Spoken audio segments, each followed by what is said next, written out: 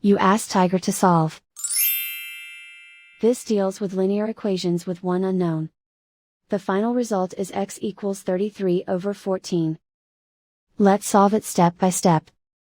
Swap sides. Group all constants on the right side of the equation. Subtract 3 over 4 from both sides. Group like terms. Combine the fractions. Combine the numerators. Reduce the zero numerator. Simplify the arithmetic.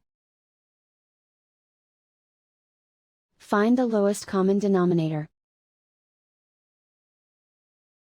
Multiply the denominators. Multiply the numerators. Combine the fractions. Combine the numerators. Isolate the x. Multiply both sides by inverse fraction 2 over -1. Group like terms. Multiply the coefficients.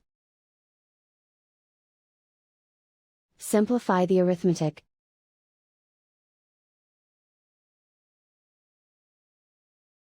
Multiply the fractions.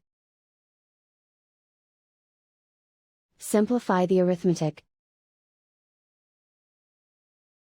And so the final result is x equals 33 over 14.